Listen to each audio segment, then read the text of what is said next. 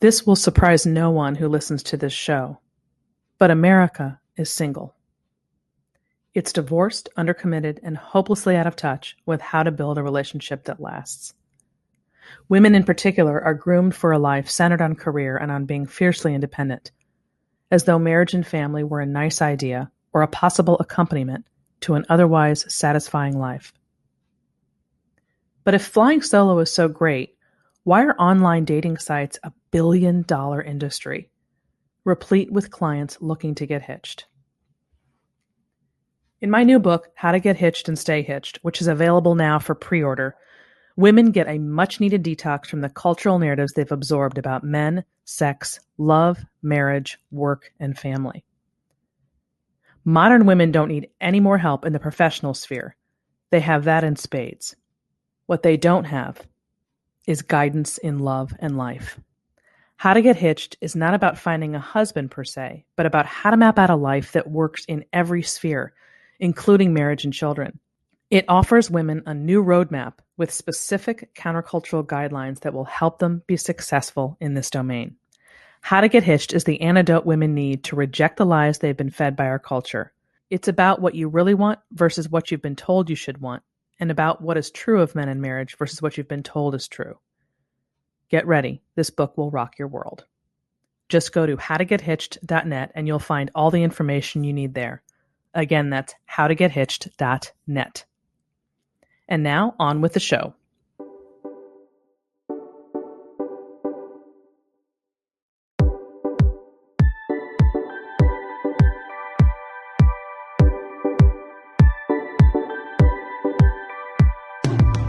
From the magnificent Midwest, it's the Suzanne Venker Show, where men and women are equal in value but wildly different by nature. Join us here every week when we challenge the culture's hugely flawed narratives about men, women, sex, and love. From coast to coast and from around the world, thank you for joining us.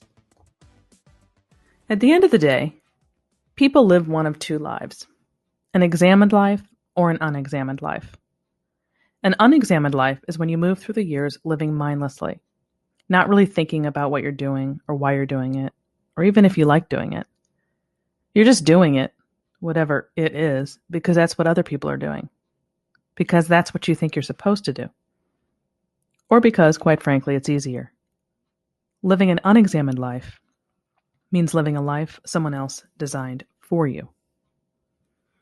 The examined life is different. The examined life is when you tune out the voices, sounds, and visuals in your midst and make important decisions based on what you want and on what you believe is right. More than anything, it means dismissing cultural trends that conflict with your core beliefs. This is extremely hard to do, of course, which is why most people don't do it. But if you want to live an authentic life, it must be done. As Gordon MacDonald wrote in Ordering Your Private World, quote, "Few of us can fully appreciate the terrible conspiracy of noise there is about us. Noise that denies us the silence and solitude we need for this cultivation of the inner garden." End quote. Unfortunately, most of this noise today comes in the form of media. Earlier generations were fortunate in that they lived primarily with their own thoughts and with the thoughts of friends and family. We do not. Instead, the conspiracy of noise we endure 24/7 clouds our vision and impairs our judgment, pulling us away from our own beliefs and desires. The only way to live an examined life is to avoid the chatter in your midst, which includes any media that sends a message that's counterproductive to your goal. And if your goal is to get married and stay married, that means there's a hell of a lot of media you're going to have to ignore. There's more. Once you remove the negative cultural messages, and I realize you can't do this entirely unless you take up residence with the Amish, to ensure you don't get sucked back in, you'll need to spend time with people who think the way you do and carve out some space from those who don't. That will be especially hard. But if you want to make smart choices for your future, you have no choice. Who you surround yourself with matters. I cannot stress enough the power of trends. Some are benign, like big hair in the 1980s, but some, like promiscuity, are not. Either way, The trend becomes absorbed into the culture to such a degree that people feel compelled to jump on board, even if they'd rather not. Like I said, it's just easier and more comfortable to go along with the crowd. That isn't always a bad thing, to go along with the crowd, but it can be. Depends what the crowd is doing. When it comes to making smart life decisions, particularly big ones, it is essential that you surround yourself with positive influences. The more you surround yourself with people or messages that support your goal, the more successful you will be in your mission. For example, suppose you wanted to lose a bunch of weight and had a choice between doors you could open to help you accomplish your goal. Behind the first door is a room full of obese people, and behind the second door is a room full of strong, healthy, fit people. Which door would you want to open? It's a no-brainer, right? If you're serious about losing weight, you need to be around people who can help you get there. The same is true with marriage. To drive this point home, let's assume you weren't born when you were. Let's say you were born in the 1940s instead, when divorce was uncommon, and when there was no such thing as the internet. In this case, the influences in your life would be mainly friends and family. They're the people you'd see and hear from the most. Now, let's also assume that your parents were one of the few couples you knew who happened to be divorced. How might your beliefs about marriage be different? You might be skeptical, given your parents' divorce, except presumably the rest of your family members, your aunts, your uncles, your cousins, would be married, as would your neighbors, thus providing you with a different model from the one you had at home. And since cable and on-demand television, or the internet, wouldn't exist, you wouldn't be walloped every day with headlines and slogans that tell you this woman's getting a divorce or that woman's becoming a single mother by choice. Nor would you be exposed to programs like Sex and the City that promote casual sex, materialism, and a you-go girl attitude. Instead, most of what you would see would be families that consist of married parents and their children. The environment in which we're raised is critical to our ability to make smart choices. People are heavily influenced by what they see and hear around them. Whatever support and camaraderie we experience will significantly affect, for better or for worse, the decisions we make. But alas, you were not born in the 1940s. In the world you know, sex and divorce are rampant. Marriage is on the decline, and mass media is everywhere you look. That means you're privy to what everyone else is doing, or what it looks like everyone else is doing. And the perception is that women everywhere are living carefree lives devoid of any responsibility. Other than their jobs, of course, and even those are touted as glamorous rather than laborious. This perception makes the average woman feel insecure about the kind of life she wants to build for herself. All of a sudden, getting married and having babies seems so backward. And the worst part is that the lives of the women that we see in the media aren't even real. It's all an illusion. You can't see the day-to-day reality of their lives, which is far from glamorous. Which means everyday women are making very real decisions about their very real lives based on something they absorb as real but isn't. As a consumer of media, you're not supposed to be a passive observer when you watch those romantic comedies or read about the lives of Hollywood stars. You're not supposed to watch the Lady Gagas of the world or the women on The View or even the folks on Food Network. You're supposed to identify with them. This wouldn't be a problem if the women in the media represented or even touted the values most Americans share, but they don't. Most of the high-profile women we hear from on a regular basis are single, divorced, or hardcore working mothers with well-paid nannies. And these women, along with their colleagues, are responsible for framing the cultural debate. Here are just a few headlines of the past few years.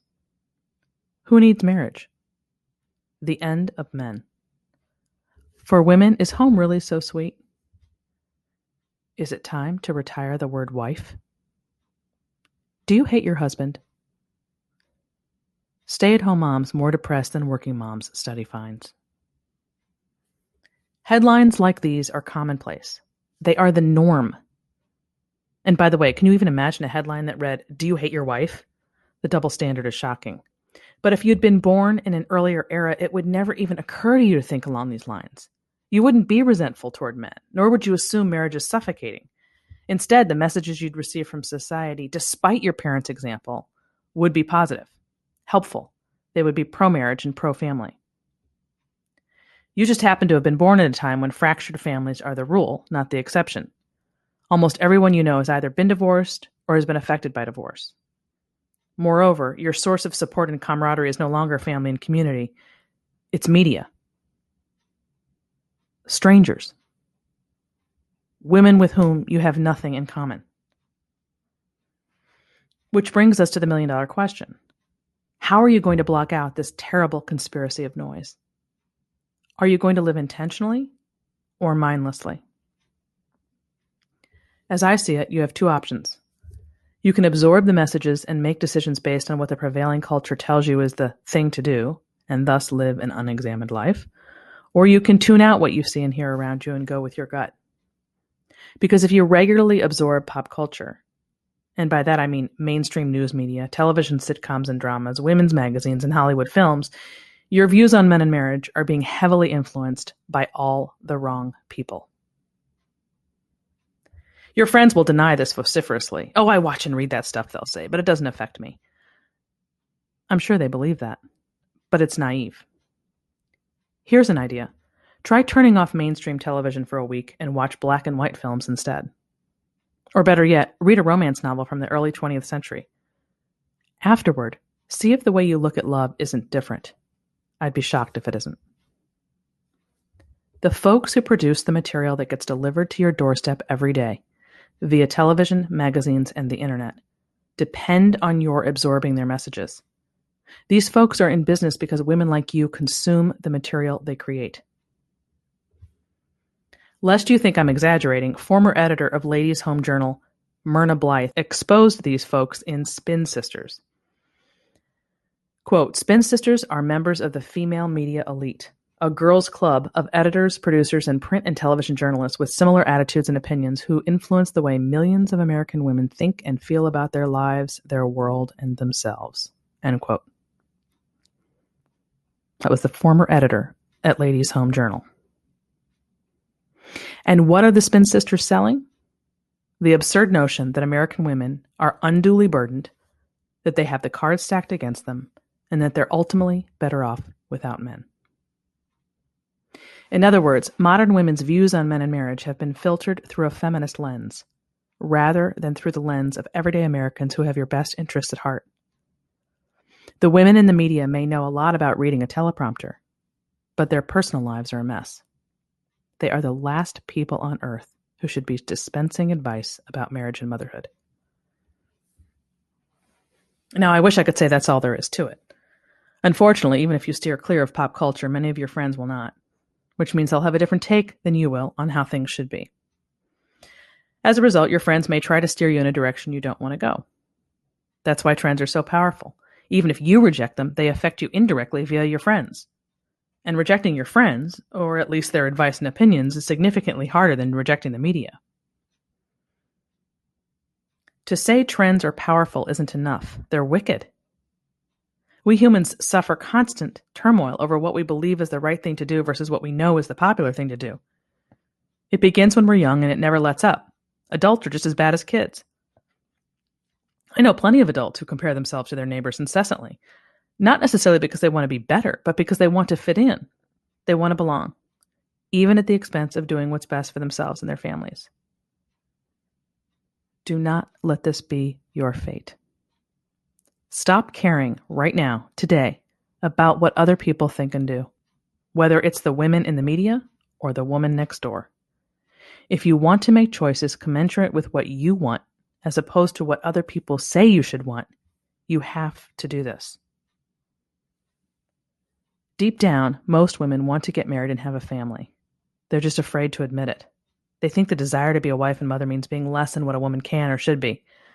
As writer-producer Danny Klein Modaset admitted in an article entitled "My Kids Stole My Ambition," being employed was how she, quote, justified her existence, end quote.